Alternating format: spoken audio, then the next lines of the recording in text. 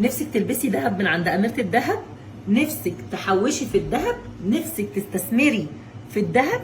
أيوه، هتعرفي تعملي كل ده. معيش فلوس، طب أعمل إيه؟ هتعرفي من عند أميرة الذهب تشتري ذهب وتستثمري في الذهب. ده ازاي ده بقى؟ تجيبي غوايش وتجيبي سبايك وتجيبي اللي نفسها فيه كله. كل حاجة كل حاجة؟ كل حاجة من عند أميرة الذهب. اهلا بيكم متابعين قناة مشاوير، ازيكم عاملين ايه؟ يا رب دايما تكونوا بخير. النهاردة اميرة الذهب جايبالنا الحل ازاي لو ما معكيش ولا مليم تقدري تشتري ذهب وكمان تستثمري فلوسك فيه. ما تنسوش تعملوا لنا لايك واشتراك للقناة، لو مش مشتركين اشتركوا معانا عشان يوصل لكم كل الفيديوهات الجديدة. كمان هسيب لكم اللينك بتاع قناة اميرة الذهب ولينك البيج بتاعتهم على الفيسبوك، واتفرجوا للفيديو للآخر عشان أكيد هيعجبكم. نفسك تلبسي ذهب من عند أميرة الذهب؟ نفسك تحوشي في الذهب؟ نفسك تستثمري في الذهب؟ أيوه، هتعرفي تعملي كل ده. معيش فلوس، طب أعمل إيه؟ هتعرفي من عند أميرة الذهب تشتري ذهب وتستثمري في الذهب. ده ازاي ده بقى؟ تجيبي غوايش وتجيبي سبايك وتجيبي اللي نفسها فيه كله. كل حاجة كل حاجة؟ كل حاجة من عند أميرة الذهب. ازاي؟ في العلبة دي، العلبة دي فيها ايه؟ مش فيل. العلبة دي ما فيهاش فيل، العلبة دي فيها ايه؟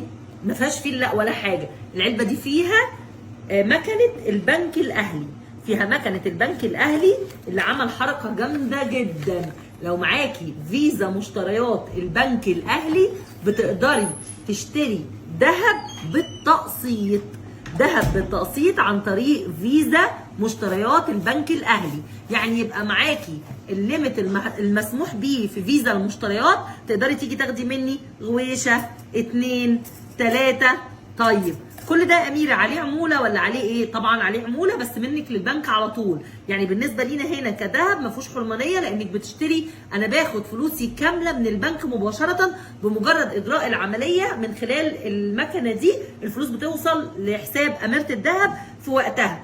اما انت مع البنك بتقدري تقسطي لمده كام؟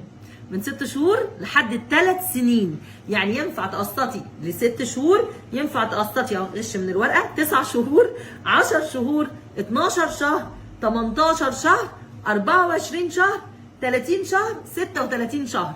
يعني تقدري تختاري من كل دول، وطبعا كل حاجه من دول وليها نسبه في العموله بس منك للبنك الاهلي مش لاميره الذهب. اميره الذهب بتاخد سعر الذهب اللي عملت لك بيه الفاتوره وبس، مش بناخد اي ارباح او اي عموله على عمليه التقسيط. لكن دي حاجه بتسهل لك شراء الذهب والاستثمار والتوفير بس عن طريق بنك اهلي، البنك الاهلي، وعن طريق فيزا المشتريات بتاعتك بتقدري توفري وتستثمري. وطبعا ارتفاع الذهب في يوم وليله بيعوض لك اي عموله او اي ارباح او اي حاجه دخلت للبنك.